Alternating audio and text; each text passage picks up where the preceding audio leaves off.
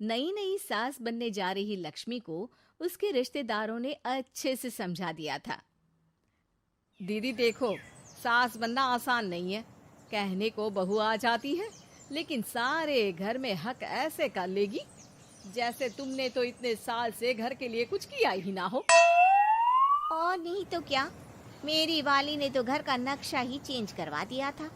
कहती है खिड़की यहाँ नहीं वहाँ करो, दरवाजा इस दिशा से खोलो और न जाने क्या क्या। अरे बताओ, 20 साल से क्या मैं गलत खिड़की दरवाजे के साथ रह रही थी? तभी वहां बेटी आ जाती है। हाँ माँ, और पक्का भाभी आने के बाद तो मेरा हाल बुरा ही होना है। तुम हर बात पर मुझे इग्नोर करोगी। हे भगवान, इतना सब कुछ होता है बहू के आ जाने पर, मुझे तो पता ही नहीं था। अरे एक हमारा जमाना था। अरे हमारा जमाना तो भूल ही जाओ कि सास के हाथ में कमान होती थी और हम कठपुतली। जीवन भर कठपुतली ही रहना है, पहले सास की और अब बहू की। खैर, मुर्गे की अम्मा कब तक खैर मनाती। हो जाती है बेटी की शादी और घर आ जाती है प्यारी सी पल्लवी। माँ जी चाय लीजिए। सास जो कि पहले से डरी हुई थी, हाँ लाओ लाओ। लेकिन चाय पीते ही थू, अरे इसमें किरकिरा सा क्या है? चाय में चीनी तो है ही नहीं। माँ जी वो ये बता रहे थे कि आपको शुगर की बीमारी है, तो मैंने चीनी की जगह गुड़ का पाउडर डाला है, वो शुगर के लिए ठीक रहेगा। सास गुस्से से लाल हो जाती है। अरे नहीं नहीं, मैंने जीवन भर चीनी की ही चाय पी है, तो मैं तो चीनी वाली ही चाय पीऊंगी। तुम आई और मैं नियम बदल दूं? ऐसी सास नहीं हूं मैं, समझी? पल्लवी को समझ में नहीं आता कि सास को हो क्या गया है। अरे माँ जी हुआ क्या है, आप तो भड़क गई। तभी वहां ननद आ जाती है। तो आप काम ही ऐसा कर रही हैं ना भाभी? अरे भाई मैंने क्या किया, शुगर के पेशेंट को चीनी नहीं पीनी चाहिए तो मैंने चाय में चीनी नहीं डाली। इसमें मुझे तो नहीं लगता कि मैंने कुछ गलत किया। भाभी पहली बात ये कि जबान चलाने की जरूरत नहीं है, क्योंकि हम लोगों को भी बोलना आता है। बाकी आपका क्या मतलब है कि हम लोग माँ का ख्याल नहीं रखते हैं? आपको ही सारी साइंस की नॉलेज है। पल्लवी समझ जाती है कि इन लोगों के दिमाग में बहू को लेकर धारणा गलत ही है, इसलिए वो बिना कुछ बोले वहां से चली जाती है।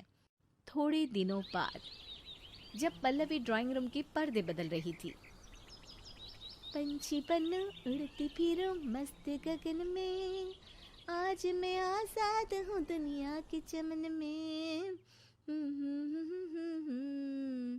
वाह जी वाह, आजाद होना तो अच्छी बात है, लेकिन हम लोग भी गुलाम नहीं है। ये पर्दे किससे पूछकर बदले जा रहे हैं, जरा बताओगी? अरे सासू माँ, जब से आई हूँ सोच रही थी कि पर्दे ठीक नहीं है। पता है, पर्दे इतने हल्के हैं कि दिन में बाहर से पूरा घर दिखता है। लोग झांकते हुए रास्ते से निकलते हैं, ये मुझे अच्छा नहीं लगता है। अरे वाह जी वाह, 5 साल से तो ये पर्दा लगा है, तब तो लोगों ने झांका नहीं। आज तुम आई हो तो लोग घर में झांकने लग गए, क्यों? अरे भाभी, आपको ये तो नहीं लगता कि आप हीरोइन जैसी दिखती हो, या इतनी सुंदर हो कि लोग आपको झांक झांक कर देखते रहें? मैं भी रहती हूँ इस घर में, लेकिन मजाल है। पल्लवी सर पर हाथ रख लेती है, पर्दे लगाकर पुराने पर्दों को हटा देती है और निकल जाती है। देखा माँ, इसे कहते हैं मनमर्जी। आपने मना किया, फिर भी भाभी ने पर्दे हटा ही दिए। ठीक है बेटा, शुक्र करना पर्दे ही हटाए हैं। अरे कहीं किसी दिन ये हमें ही ना हटा दे। ऐसे कैसे हटा देंगी, हम क्या पर्दे हैं? दिन बीतते हैं और एक दिन सास और ननद वॉक पर निकली होती है कि पड़ोसन। क्या बात है, आजकल तो आप लोगों की कोई खोज खबर ही नहीं है। तरस गए हम लोग तो। अरे नहीं नहीं, बस घर पर ही रहते हैं पहले जैसे। पहले भी तो इतनी ही खोज खबर थी ना। अरे नहीं नहीं, पहले की बात और थी। और बताओ बेटा, बॉयफ्रेंड से चक्कर चल रहा है कि खत्म हो गया? पहले तो पर्दे से दिख जाता था कैसे तुम सारा दिन टेलीफोन पर लगी रहती थी, कभी शर्माती कभी रोती। अब तो पर्दे भी मोटे लगा लिए तो कुछ ठीक से दिखाई भी नहीं देता। हाँ? नहीं, मतलब कोई ना, होता है इस उम्र में। और बताओ बहन जी, बेचारी बहू से तो पहले रोज तानेबाजी होती थी आपकी। रोज देखती थी कैसे उस पर आप दोनों मिलकर बरसा करती थी। अब ठीक है ना वो? चल बेटा, ये औरत तो पागल हो गई है। अरे पागल नहीं, आदत हो गई थी। जब मन उबा तो आपकी खिड़की से झांक लिया करती थी। अब कुछ दिखाई नहीं देता तो। सास और ननद घर आती हैं, जहां बहू पर्दों को बदलने के लिए खड़ी होती है। अरे ये क्या कर रही हो? आपने ही कहा था ना पर्दे बदल देना। अब उस दिन तो उतारे थे, सोचा धोकर लगाऊंगी, आज सूख गए हैं तो लगा देती हूँ। तभी ननद चिल्लाती है, अरे नहीं नहीं भाभी, ठीक है, ये पर्दे रहने दो। वो पर्दे कम, सीसीटीवी ज्यादा थे पड़ोसियों के लिए। समझ में आ गया अब आपको? हाँ हाँ, आ गया। अब जरा चाय तो बना कर ला दे। पल्लवी सास को चाय लाकर जैसे ही देती है, चाय पीकर सास झूमने लगती है और जमीन पर गिर जाती है। हाय रे भाभी, क्या मिलाकर पिला दिया माँ को, वो तो गिर ही गई। तभी बेटा डॉक्टर लेकर आता है। चेकअप के बाद डॉक्टर कहते हैं, ओ माय गॉड, इनका तो शुगर लेवल बहुत बढ़ गया है। क्या ये चीनी खाती है? हाँ डॉक्टर साहब, मैंने कई बार इनको चीनी की चाय और मीठा के लिए मना किया, लेकिन ये मानती ही नहीं। माँ को कुछ होगा तो नहीं ना? वो ठीक तो हो जाएंगी ना? अरे बहू की बात नहीं मानती तो क्या बेटी की भी नहीं मानती है ये? बेटा, आप नहीं रोकती अपनी माँ को चीनी की चाय और मीठा खाने से? बेटी क्या बोलती, उसे वो दिन याद आ जाते हैं जब उसने भाभी को इस बात के लिए भला बुरा सुनाया था। डॉक्टर के जाने के बाद, भाभी मुझे माफ कर दो, लोगों के कहने में आकर हम लोगों ने आपसे बहुत बुरा व्यवहार किया, जबकि ससुराल वालों को ये समझना चाहिए कि घर बहू का भी होता है।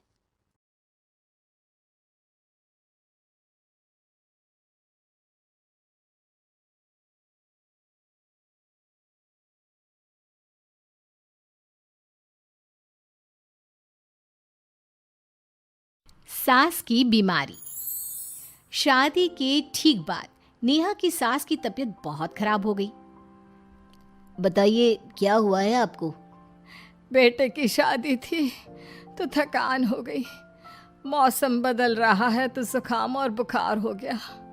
ऊपर से बहू के घर का खाना पता नहीं कैसा था कि पेट भी खराब हो गया। खाना तो बहुत बढ़िया था डॉक्टर साहब, सारे रिश्तेदार तारीफ कर रहे थे। रोहित की माँ इतनी कमजोर है कि जरा से में बीमार पड़ जाती है। डॉक्टर साहब, आप सारी जांच करके देखिए, मुझे ऐसी क्या बीमारी है कि मेरी तबीयत ठीक ही नहीं रहती।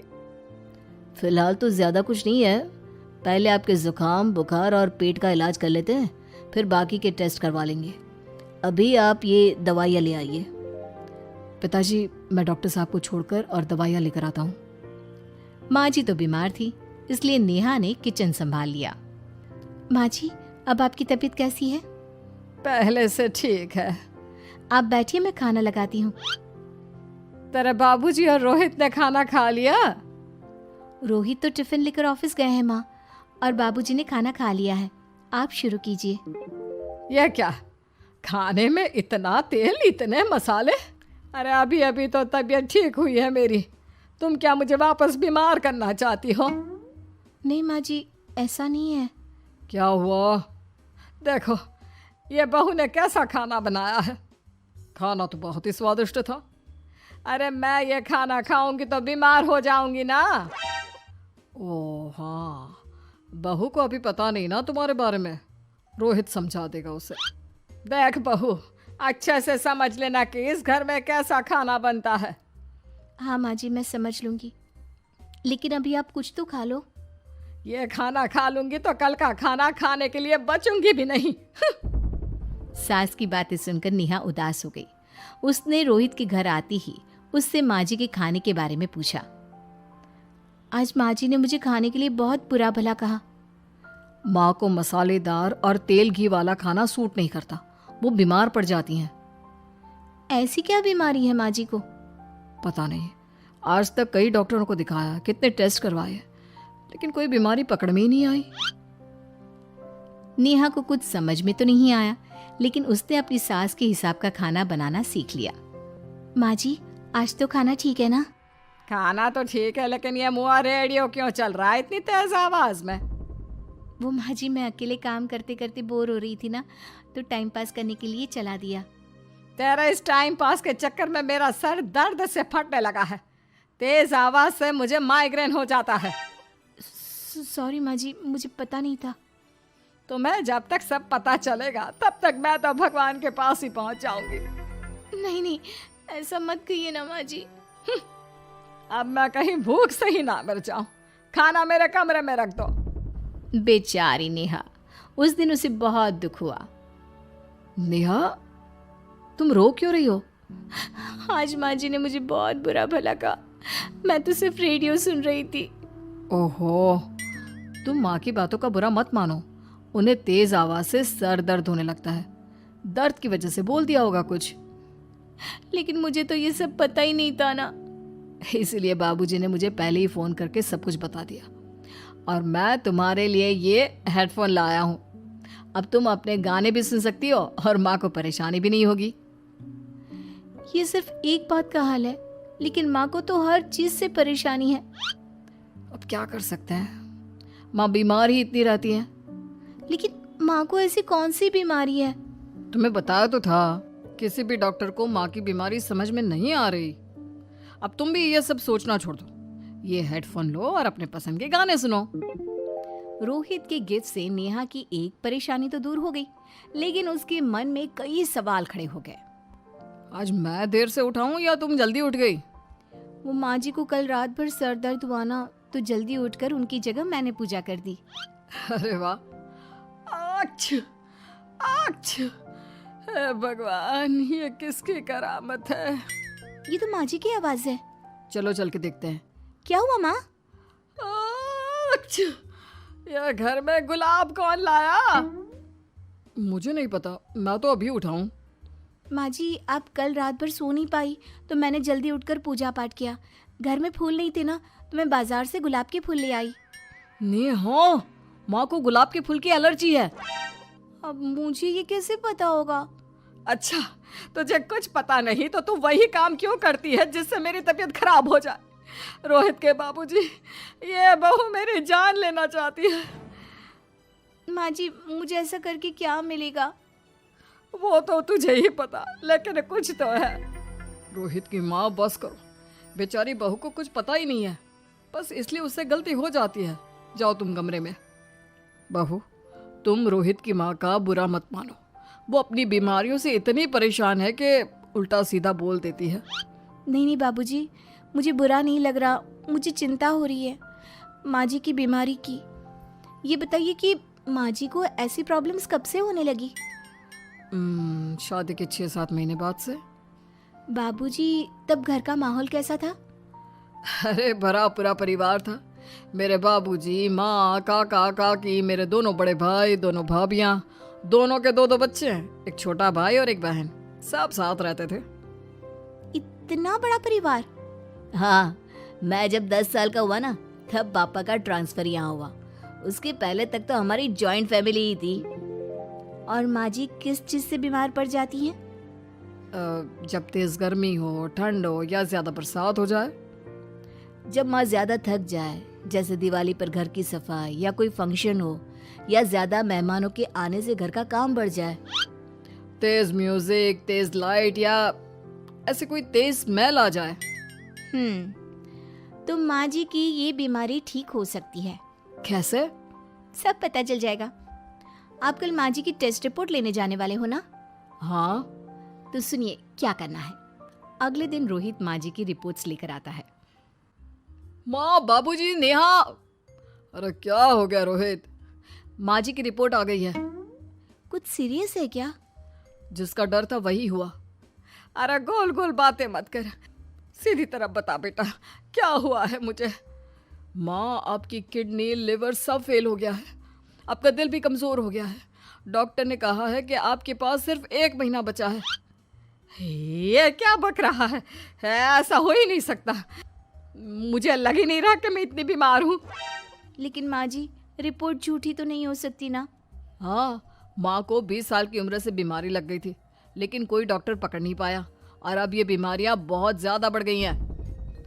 हाँ रोहित की माँ, तुम्हें याद है शादी के 6 महीने बाद से तुम बीमार रहने लगी थी। अरे लेकिन वो अलग था, मुझे ऐसे कोई बीमारी नहीं हो सकती।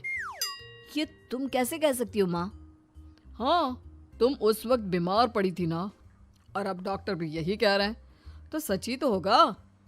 और आप तभी से बीमारी तो रहती आई हैं। अरे लेकिन तब मैं बीमार थी ही नहीं। क्या मतलब? अरे तब मैं बीमारी का नाटक करती थी, मुझे कुछ नहीं हुआ था। ये क्या बोल रही हो? हाँ, घर में इतने सारे लोग थे और सबसे छोटी बहू मैं थी, तो सारा काम मुझे करना पड़ता, इसलिए काम से बचने के लिए मैं नाटक करने लगी। लेकिन आपको अभी भी वही बीमारियां होती है ना माँ? हाँ, अगर नाटक था तो ये प्रॉब्लम तुम्हें अभी क्यों होती है? इसका जवाब मैं देती हूँ। माँ जी कई महीनों तक नाटक करती रही, इसलिए इनके दिमाग ने धीरे धीरे इस झूठ को सच मान लिया और इनका दिमाग उन बीमारियों का एहसास कराने लगा। हैं? ऐसे भी होता है क्या? हाँ माँ जी, इसे प्लेसिबो इफेक्ट कहते हैं। जब आप बात बात पर बीमार पड़ने लगी तो मैंने अपने मामा से बात की जो एक साइकोलॉजिस्ट है। उन्होंने बताया मुझे। तो ये रिपोर्ट्स? मैंने झूठी रिपोर्ट बनवाई थी नेहा के कहने पर, ताकि आप सच बताएं। यानी मुझे कुछ नहीं हुआ? नहीं माँ जी, और आपकी इस प्रॉब्लम का भी सोल्यूशन है। हम किसी अच्छे साइकोलॉजिस्ट को दिखाएंगे और आप जल्द ही ठीक हो जाएंगी। वाह बहू, मैंने तुझे इतना भला बुरा कहा और तूने मेरी जिंदगी भर की तकलीफें दूर कर दी। थैंक यू और सॉरी बहू। अरे मुझे भी तो सॉरी कहो, पूरी जिंदगी तुम्हारी सेवा की है, वो भी झूठ मूठ की बीमारी के लिए। हाँ हाँ, आप भी माफ कर दो मुझे, बस सॉरी। तो इस तरह नेहा ने अपनी सास की बीमारी पकड़ भी ली और ठीक भी कर दी।